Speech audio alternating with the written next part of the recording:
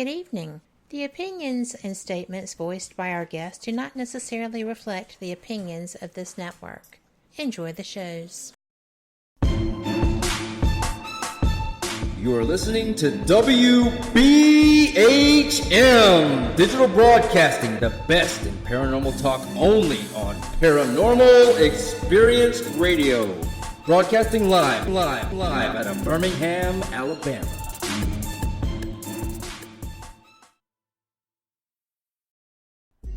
This is Ghost Talk with 187 PI.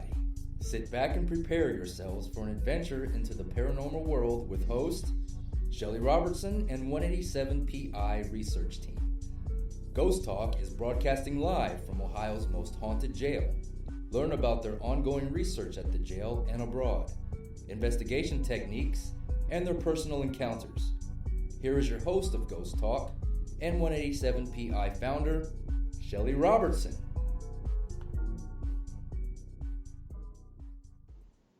Good evening, everyone. Welcome to Ghost Talk Radio with me as your host, Shelly Robertson. Ghost Talk Radio broadcasts live out of Ohio's most haunted jail, the Old Paulding County Jail, located in, of course, Paulding, Ohio. Tonight, I have a very fascinating show planned for you.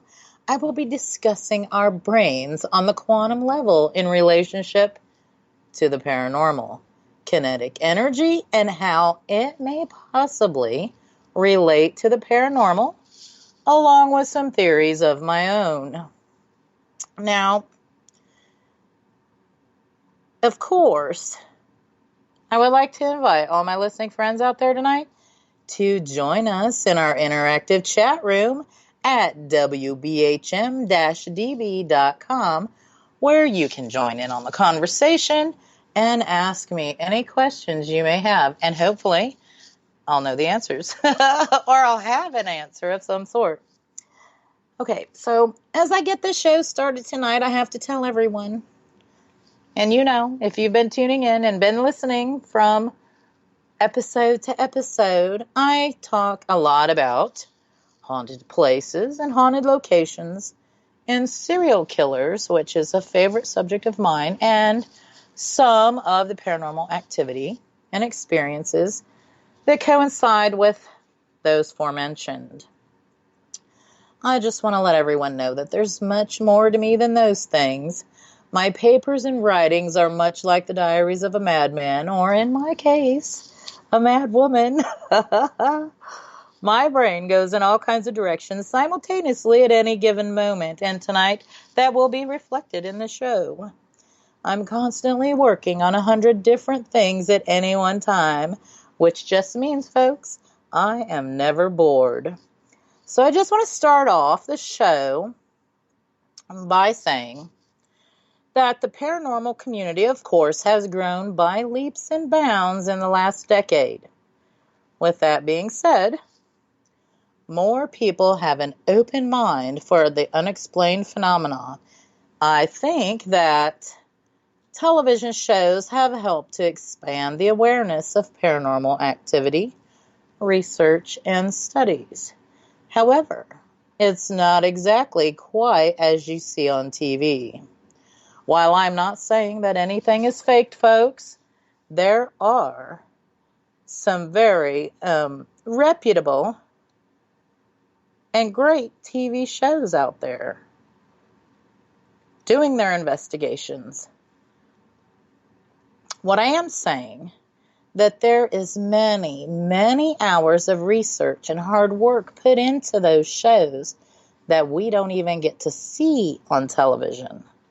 The television shows must condense everything down to either 30 minutes or to 1 hour, and may have been at a location for a week or longer to get some of the footage that we are shown on those shows. So, the general population gets to see all the fun and all the excitement in such a short amount of time, while we researchers know that you can't control the paranormal activity, And we know that you may have to put in many, many, many long, grueling hours in during an investigation to get that one Class A EVP, and even if you get a Class A. And with all that being said, it's fantastic that more and more people are opening up to the thoughts of ghosts and paranormal activity really existing, right? But on the same token, I got to bring this number past your friends. This is going to blow your minds. There are over 10,000, count them, 10,000 paranormal teams in the United States alone. And I think that many of these have popped up along, the past years due to some of the television shows. And that's great too. That's great too. But what I'm going to say next, I'm not going to beat anyone up here, so please don't take offense, all right? But there is a difference between a ghost hunter and a paranormal investigator or a researcher, right? Many teams out there are just that, ghost hunters, and there's nothing wrong with that. It's thrilling and it can be very exciting, so why not? But many of these teams, they go from place to place in search of getting any type of evidence on any gadget that they've purchased, and they're calling it research, without doing any history on the location, without documenting and making notes of all the variables taking place while capturing this evidence, without developing techniques that they can test at other locations. And that is why it's taking us longer to get to the answers that we're searching for. The reason is that we have many, many, many more ghost hunters than we have researchers. There's a lot of hobbyists, and there's nothing wrong with it, right? Nothing wrong with hobbyists. I just have a small problem with the ghost hunter classifying themselves as a researcher. Same is true if you plant a tree in your yard and then you call yourself a horticulturist. Well, indeed, you're not a horticulturist. You just planted a tree. Why, the tree may be enjoyable and it may have been fun for you. That makes you horticulturist, right? Now, of course, those statements, they may make your average ghost hunter who classifies themselves as a researcher angry and upset and all in a tizzy, and it's not meant to do that. Every field contains hobbyists of some sort, and that's fantastic. Hopefully, why I'm bringing this out, hopefully, some of the hobbyists will become researchers and help add some helpful information to the paranormal field. Share, work on the same goal. So, as a researcher, I, along with my team, we develop hypotheses and we work on those until we find that we can develop a theory. We'll work on this idea over and over and over again, looking for similarities, recording occurrences, making notes on all the atmospheric variables, making notations on what equipment is being used, and when certain conditions are present and certain activity occurs, we can take those instances and try to duplicate our findings over and over again. I've personally been to many haunted locations and conducted investigations, and what I find most interesting is that not every technique will work or can be applied to every location. For an example, here at the jail, during stormy conditions, I have found that paranormal activity in way of spirit communication is very quiet, meaning that it's very hard for the spirits to vocalize in way of EVP or disembodied voice. On the second token, I have found that the spirits have been able to thermogenically manifest. Maybe, this means that we have been very successful during these stormy conditions at photographing the entities on a thermal camera. And what I think we're coming to find is that we know what the jail is constructed of: limestone, steel, and iron, which is thought to hold energy as well. And knowing the shape of the building, so unlike other locations, like some of the big prisons, they're not so square. So does this trap in some of that extra static electricity during a storm? And does this make it far too great when adding the building variables to allow the vocals to come through? But it is great enough for the thermal manifestations. This is something that is ongoing research work for us at the jail. It's a slow process, folks, because we can only test all of these theories and circumstances and try to replicate these things and look farther into it during storms. So our window of opportunity is narrowed down. We have been very successful in our attempts to replicate our findings during the storm occurrences, and we have quite a lot of photos that we've gathered during the storms. Many of today's scientists, they don't believe that ghosts exist, and we know this. However, there are a few of the scientists who are working on some extraordinary discoveries, right? And next I'm going to talk about some quantum physics and some quantum sciences involving our brains.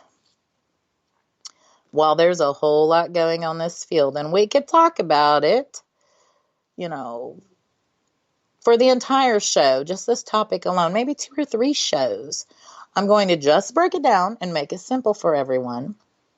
We are going to talk about how your brain, specifically your brain waves, and possibly another theory on what ghosts are. And this is very interesting. A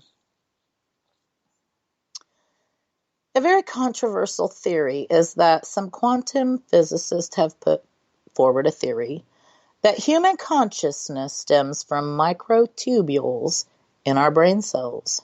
Microtubules which can also survive outside our bodies, even once the rest of our body has deceased and has decayed and is no longer. Essentially,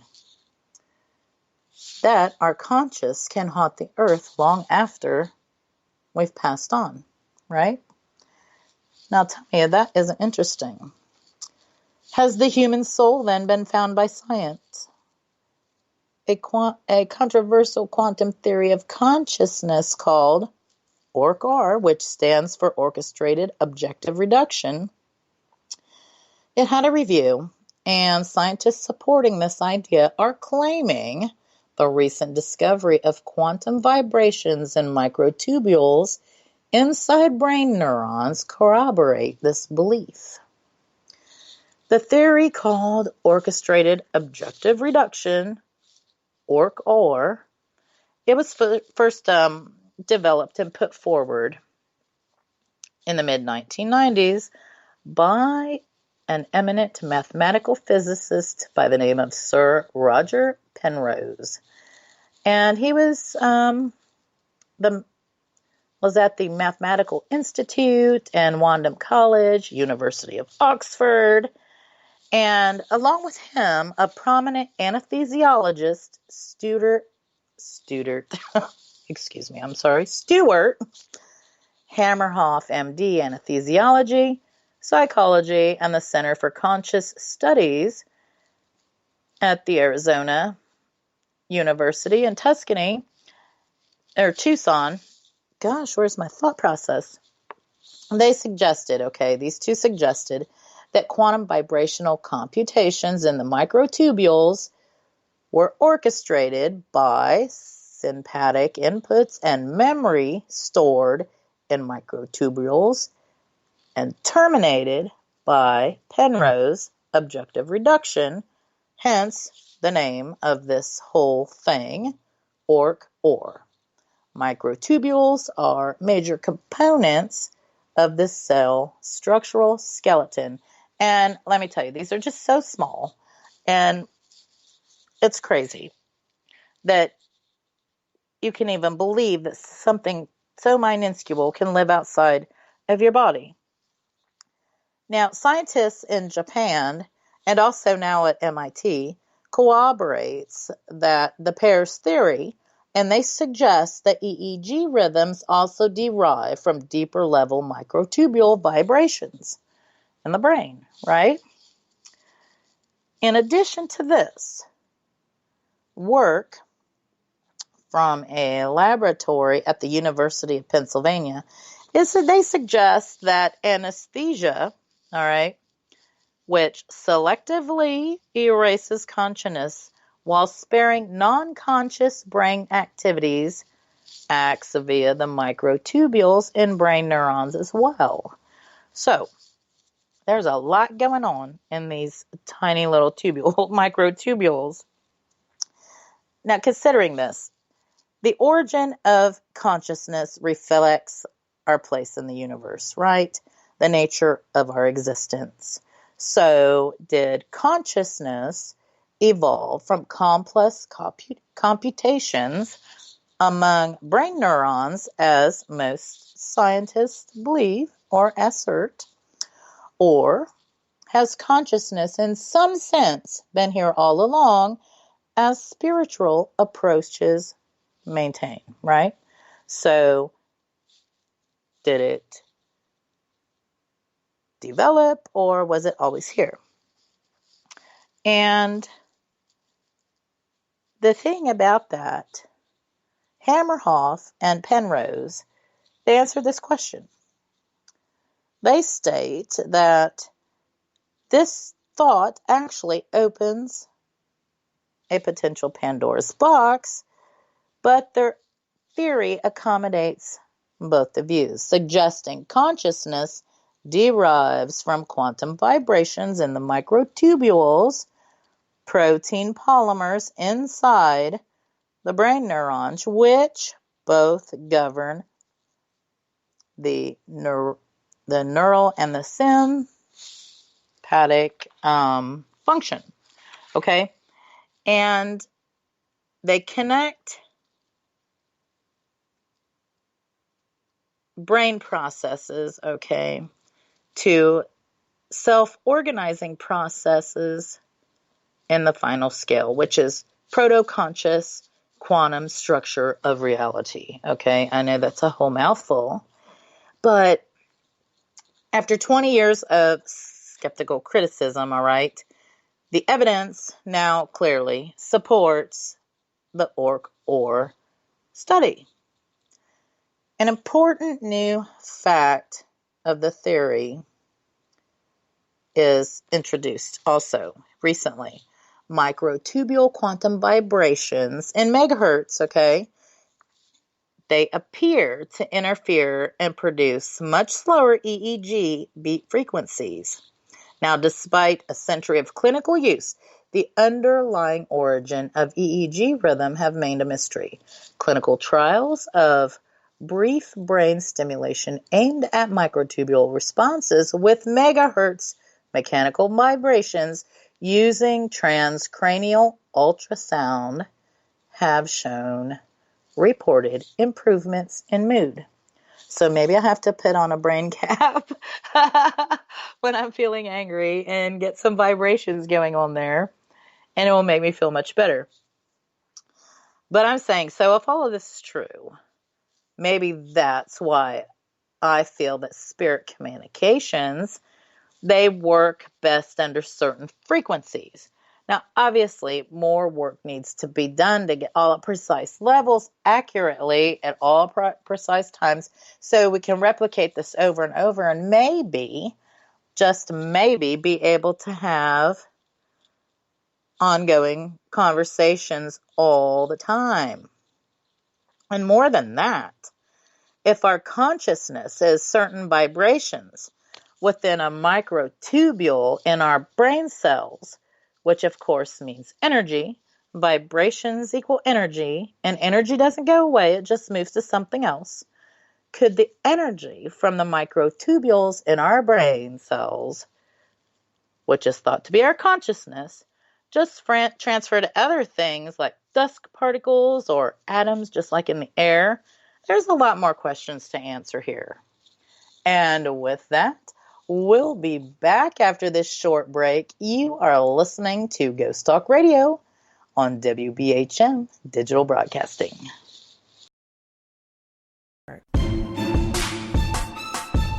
You are listening to WBHM Digital Broadcasting, the best in paranormal talk, only on Paranormal Experience Radio. Broadcasting live out of Birmingham, Alabama.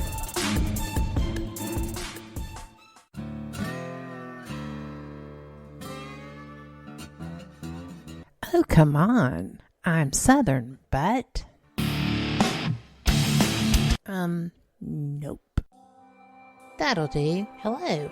I am Kat Hobson, host of Paranormal Experience here on WBHM Digital Broadcasting out of Birmingham, Alabama. I enjoy having guests from all areas of the paranormal, from ghosts to ufology to cryptids and beyond. You'll find some of the best researchers in their fields bringing you some great information. Join me on Wednesday nights from 8 to 10 p. Eastern here on WBHM Digital Broadcasting. To the believer, the evidence is overwhelming. To the skeptic, there will never be enough. Hello everyone. Join Kevin and Jennifer Malik, the host of Paraversal Universe, every Friday here on WBHM Digital Broadcasting. Also heard on WCET FM and The Rift.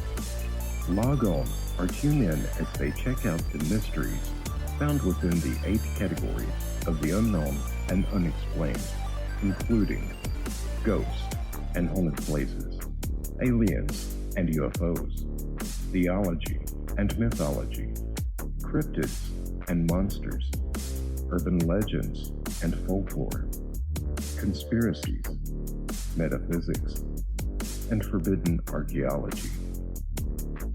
Listen as Kevin and Jennifer interview the top minds in their respective fields as they share theories and information regarding these unsolved mysteries. For future show and archive information, one can find Paraversal Universe on Facebook, Twitter, and MeWe under various Paraversal Universe headings. So, for excellent talk radio about the unknown and unexplained, check out Paraversal Universe, where all paranormal perspectives apply. Brought to you by the Northern Wisconsin Paranormal Society, LTD, and produced by WBHM-DB.com. Thank you for listening to WBHM Digital Broadcasting out of Birmingham, Alabama. The time is 23 minutes after the hour. Welcome back to Ghost Talk Radio with me as your host, Shelly Robertson. And before the break, I was talking about quantum physics and your brain waves. If you missed the first part of the show, no worries. You can catch the full show archive on Spreaker, Google Play, iTunes, and iHeartRadio at your leisure. And I know we're on a few others too. So if you're members of those, just search for us. You'll probably find us. And I would like you to all invite me. No, don't invite me. Well, I guess invite me. I would like to invite you to our interactive chat room at WBHM-DB.com, where you can join in on my conversation and ask me any crazy questions you might have, and hopefully I'll have an answer. So, some interesting things. There's another theory that some people have come up with that makes some sense to me, quite honestly. And it has to do with kinetic energy. So, First of all, what is kinetic energy, you might ask? Well, kinetic energy is the energy that an object has because of its motion.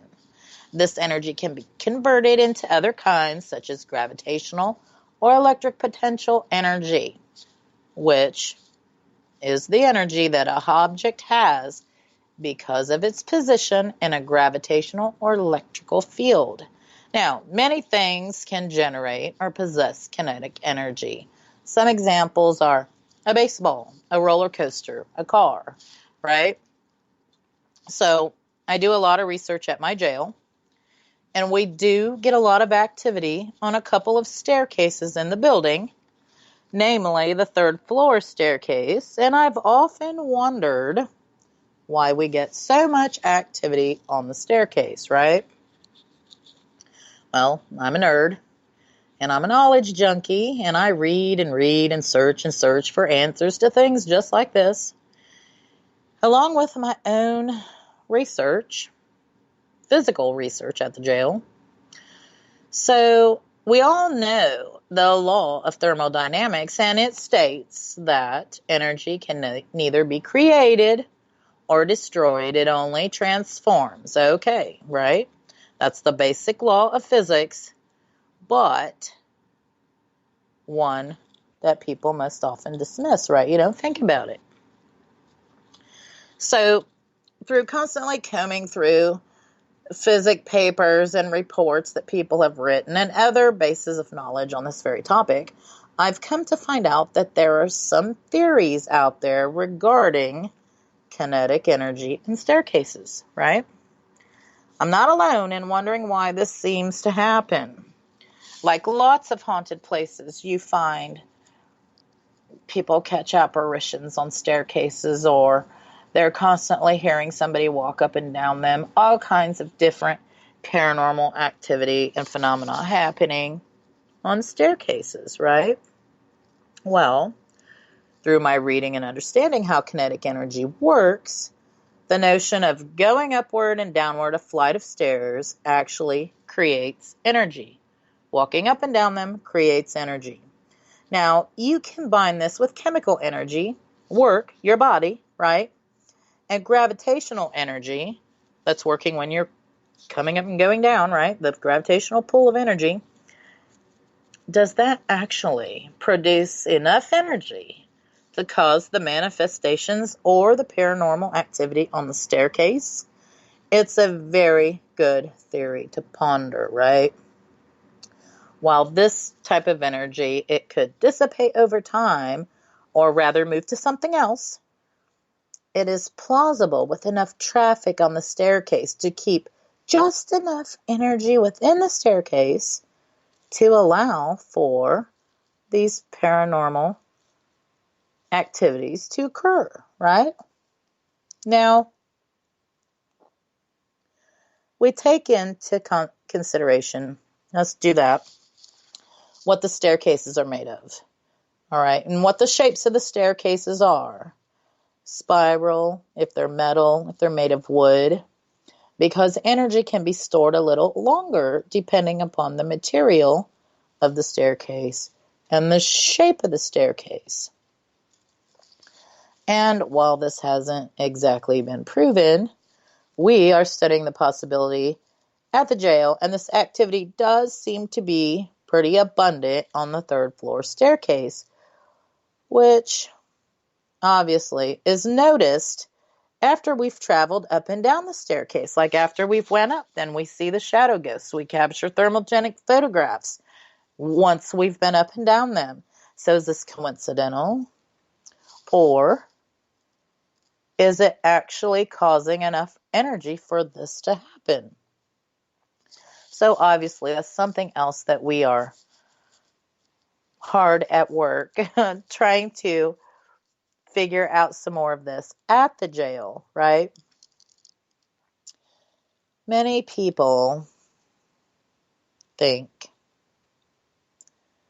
that in the paranormal field, many people think that ghosts are the spirits of deceased human beings, right? And they think that they are still here due to maybe unfinished business, a tragic death, a sudden death, or maybe even just maybe they don't realize they're even dead, right? Well, I have my own thoughts on why folks are still here after they've died. I think that us being filled with energy while living, it transforms to something else when we die, or it hangs around somewhere, right? I think that possibly, you know, this has become apparent for me. The energy does retain a memory. It is intelligent. And maybe, just maybe, the energy hangs around where they most love to be. Maybe the energy just isn't floating in outer space or out in the universe because they refuse to let go of where they're used to being. While, yes, I do agree that some folks may have met a tragic demise, and maybe they have had unfinished business when they passed on that they didn't get to take care of while they were living. That might be true. But after developing such a relationships with the spirits here at the jail, I don't quite believe that's the reason they stay. The spirits I've developed a relationship with at the jail, they're happy. They don't express any torment or turmoil. And they haven't shown a dire need to finish something that they weren't able to finish while they were alive. These 4 years doing my work at the jail, the spirits have got to know me and many of my team members and some other people who are very close to me. These spirits, they express ideas, offer bits of information, and believe it or not, they are intelligent about what's going on in the world around them, which is actually fascinating. They have likes and dislikes just as we do in the living world, right? However, and there's always a however,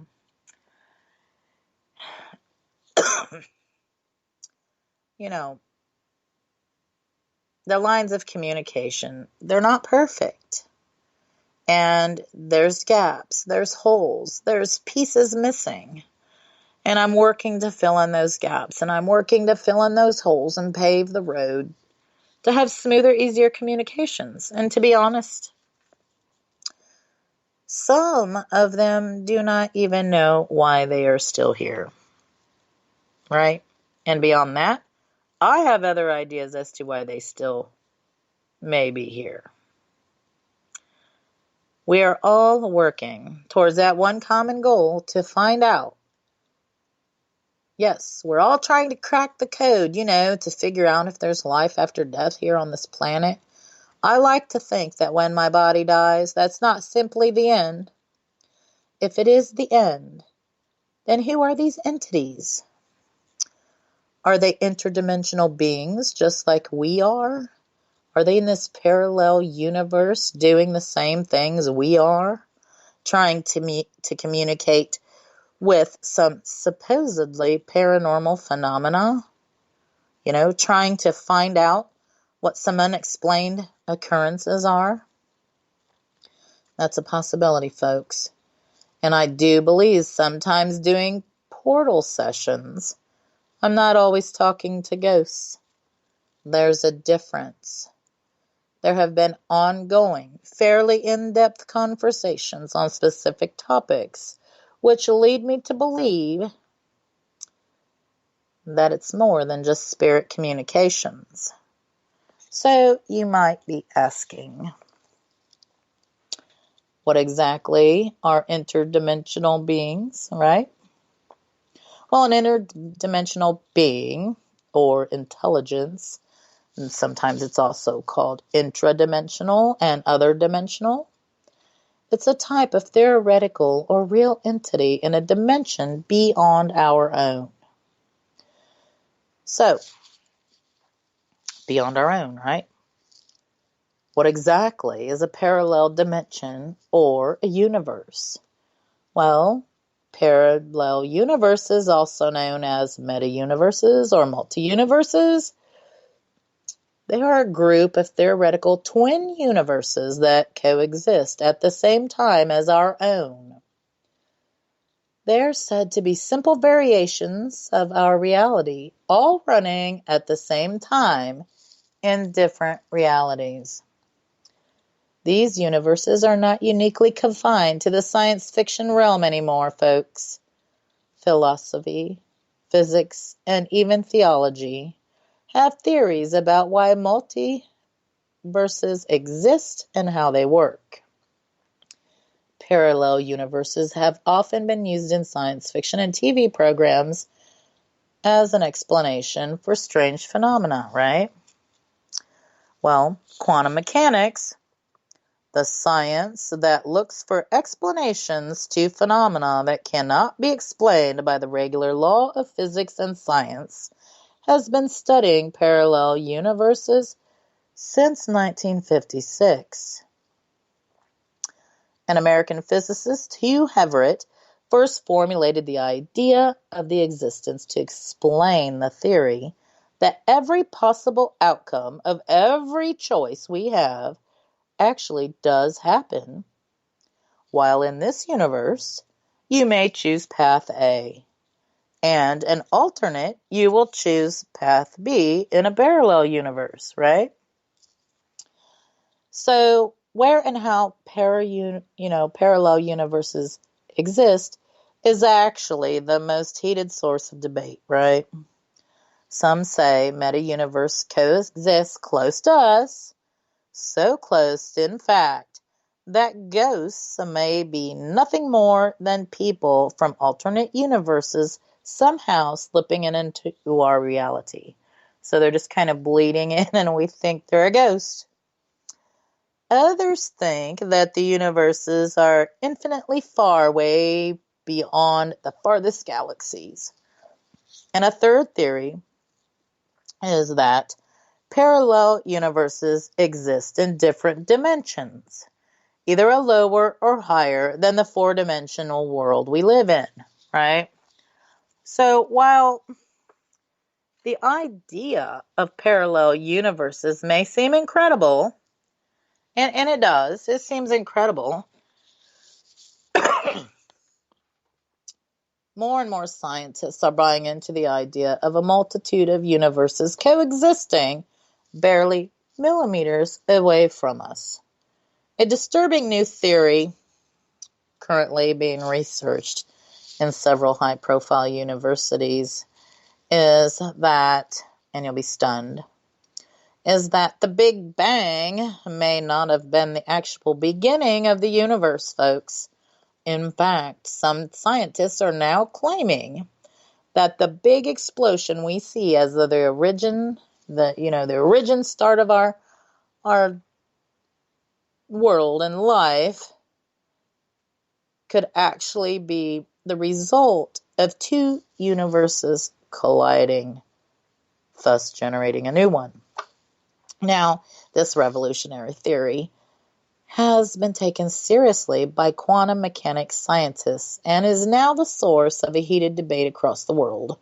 Some people even believe that, for an example, the shadow ghosts that we see are other people from other dimensions that are, by some chance and some circumstance, our dimensions are, like overlapping, and we can see them as shadow ghosts.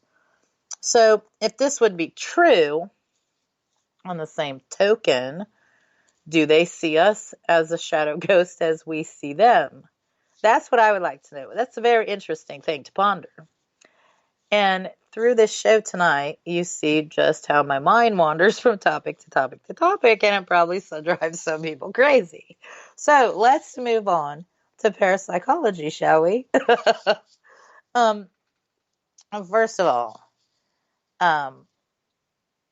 what exactly is parapsychology? Some of you know, I'm sure, and it's the study of alleged psychic phenomenon, which could be ESP, telepathy, precognition, clairvoyance, psychokinesis, telekinesis, and other paranormal claims.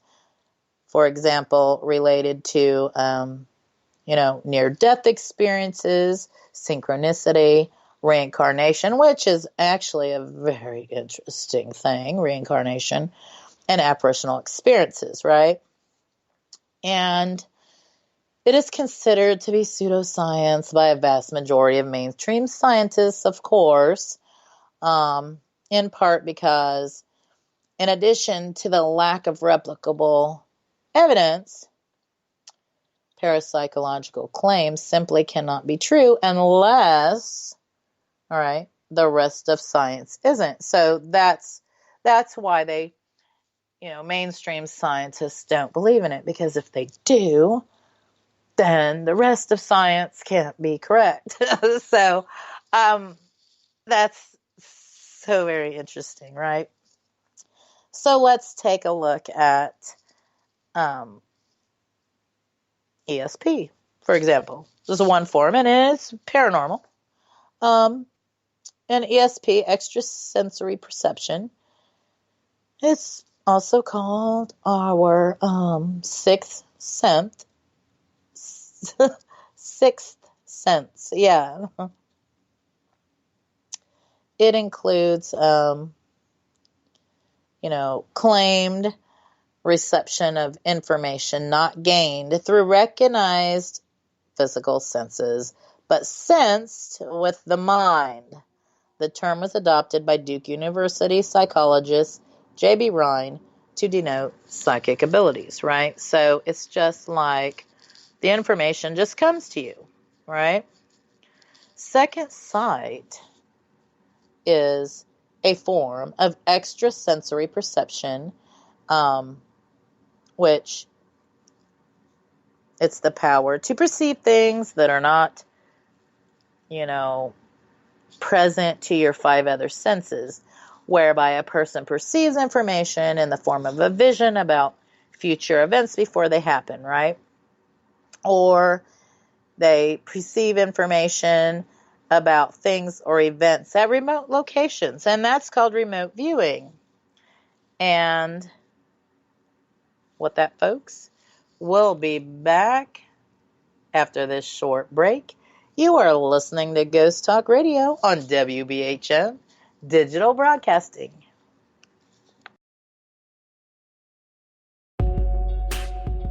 You are listening to WBHM Digital Broadcasting, the best in paranormal talk, only on Paranormal Experience Radio, broadcasting live out of Birmingham, Alabama.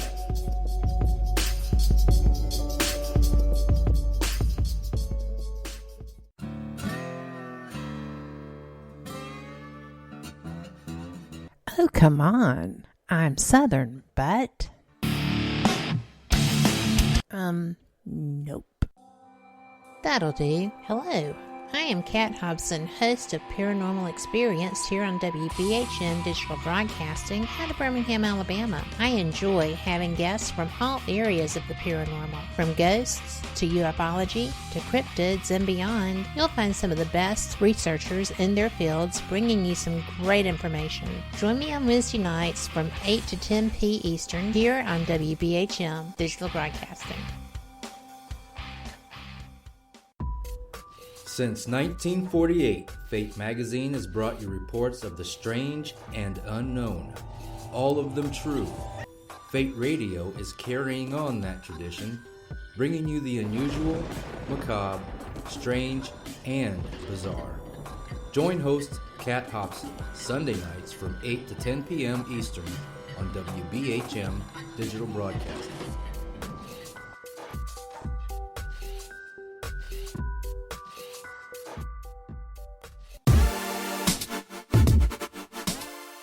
Listening to WBHM Digital Broadcasting, the best in paranormal talk, only on Paranormal Experienced Radio, broadcasting live out of Birmingham, Alabama.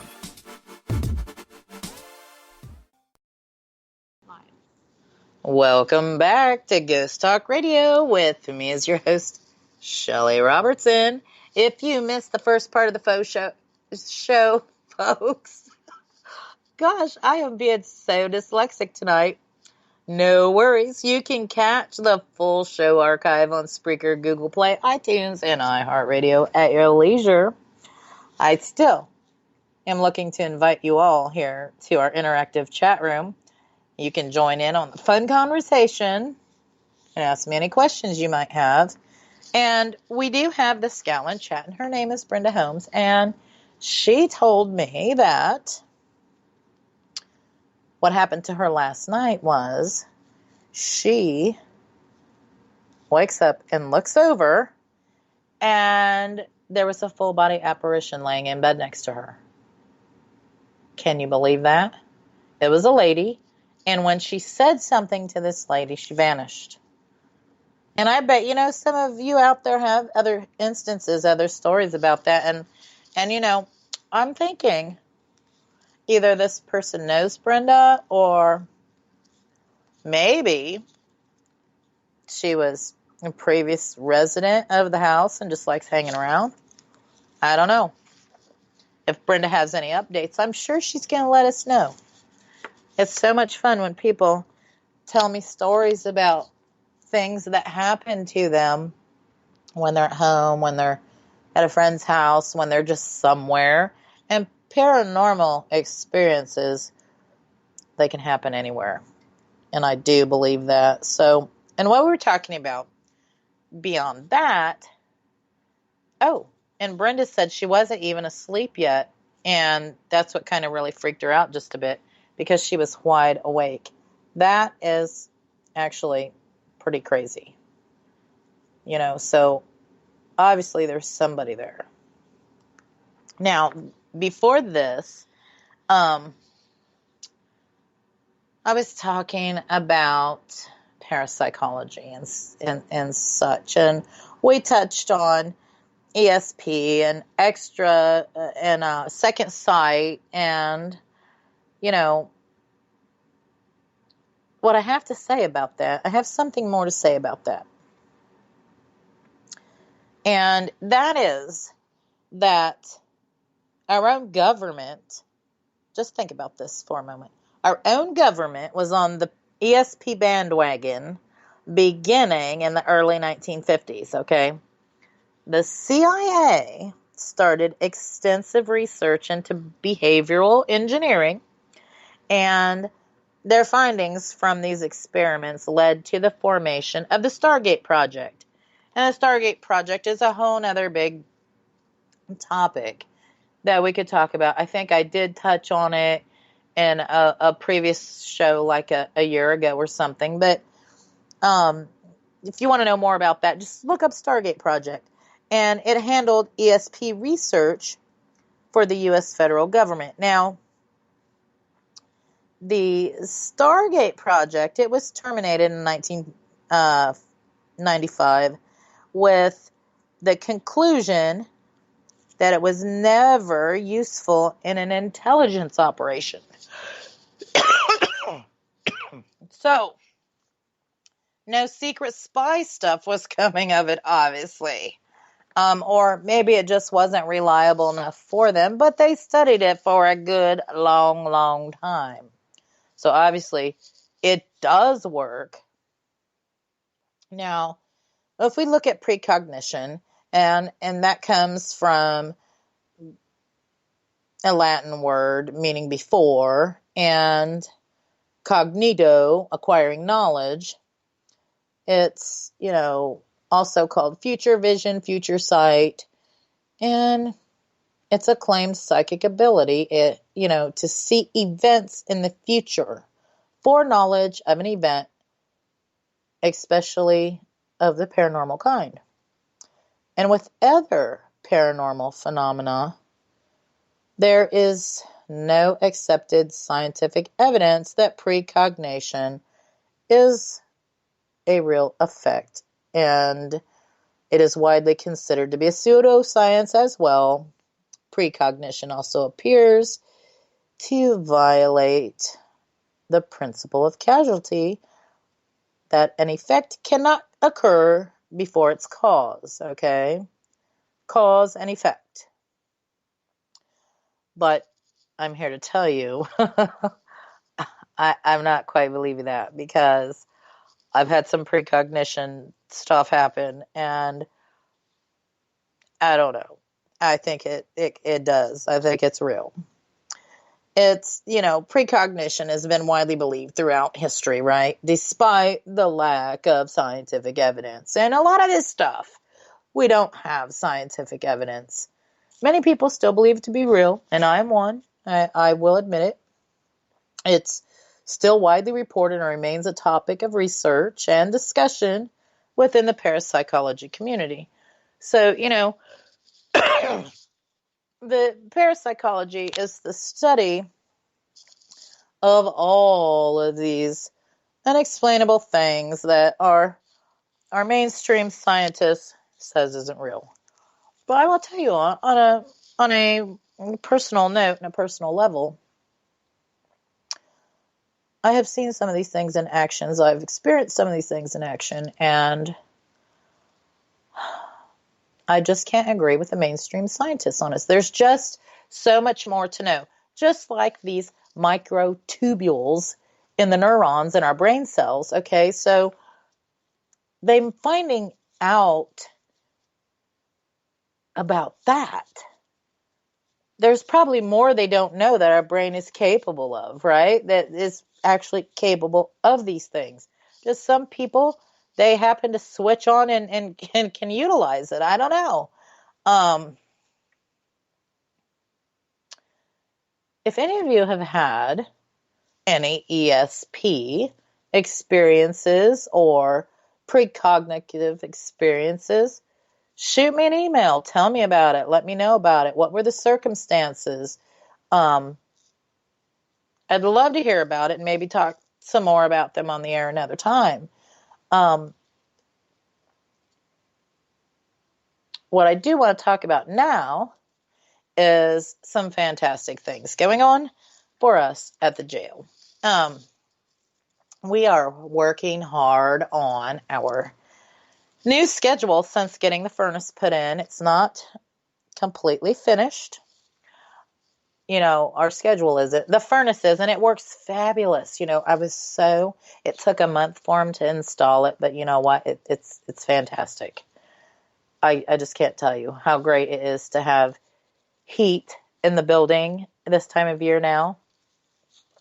So, and that changes our plans and our game over the winter months. So we're working on a schedule to have some events and to allow some people to pick up some winter private paranormal investigations. Those will be posted shortly. So just watch our Facebook page. You can type us in the search feature. 187PI will pop right up, or go to our website. As soon as I get everything up, scheduled, we'll put the schedule up. I'm looking to say maybe over the next couple of weeks, we'll have all kinds of dates available for privates, and we'll have some of our investigations that you can attend posted as well, because it's a game changer with the furnace. We can do some winter work, because you know what? Ghosts are there in the winter as well as in the summer. They do not migrate to Florida during the winter. I'm sure of it. So, and I asked them, this is funny because I ran the portal while the furnace was being installed, and I asked them if they could feel heat or cold.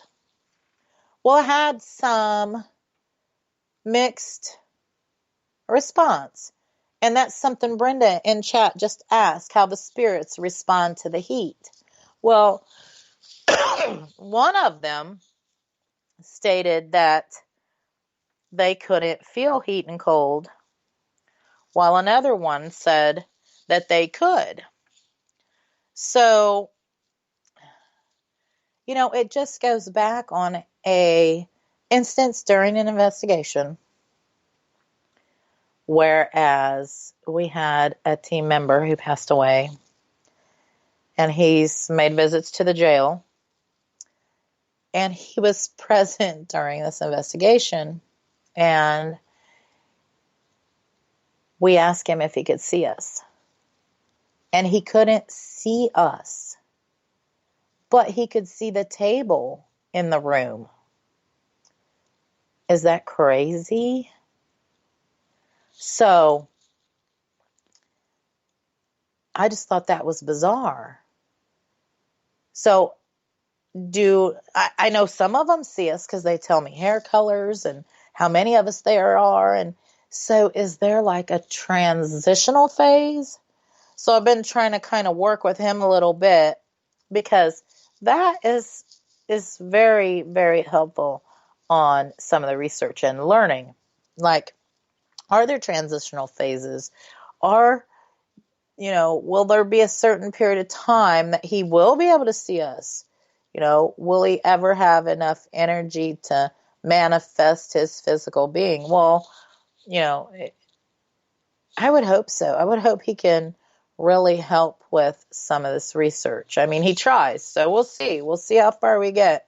I mean, I hate that he's not with us, and he's with us in this capacity, but we're making the best of it. And so soon we'll have all the schedule up for events at the jail and dates for private investigations. And if you come for a private, just say hi to Bob. And, he's there here and there now and then and again at the jail as well. We are getting ready to ramp up the escape games. Over the next couple of weeks, we'll be posting some session times and dates for Jailbreak Code 9. And I've been getting some inquiries on that because we couldn't run them the month of October. And while the furnace was being installed, in November, we're gathering our bearings and getting ready to ramp all that up. So keep a lookout. Oh, and Brenda says, hi, Bob. So keep a lookout for the escape games. They are so much fun, and they help, with the restoration efforts at the jail. They help fund that. And we have already put on the schedule Ohio State Reformatory Convention in May 2020. So if, got to look up Ohio State Reformatory Paracon, get your tickets early, and hopefully we'll see you there. We are also on schedule to the West Virginia Paracon at the West Virginia at the penitentiary, Moundsville. So, and that is in June, the end of June. So look that one up. I see it's going to be a fantastic event.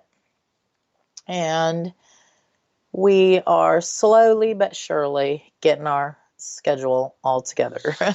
I want to talk a little bit about what's going on at WBHM Digital Broadcasting. And you know what? That airs out of Birmingham, Alabama. And they have warmer weather than I do. And I would much rather be there than here. Anywhere warm. I'm not a winter fan. I'm not a snowbird. So we have on Sunday nights, we have Fate Magazine Radio, and that is on from 8 to 10 Eastern. And the host is Kat Hobson. And then on Monday nights, we have the Paranormal Pride Show, and that airs from 8 to 10 p.m. Eastern, and that's hosted by Denise Pridemore. And then on Wednesday nights, we have Paranormal Experience on again, same time, same channel, 8 p.m. to 10 p.m. Eastern. And that's hosted by Kat Hobson. And I'll tell you what, they get some great show topics and some amazing guests on there. And so, Sunday nights, Monday nights, Wednesday nights, and Friday nights, you tune in at 8 p.m. This is your location. This is your destination. I want to thank everyone who has taken time out of their busy schedules to listen to my live broadcast tonight. And I hope everybody has a fantastic evening and a wonderful, wonderful weekend. Good night, everyone.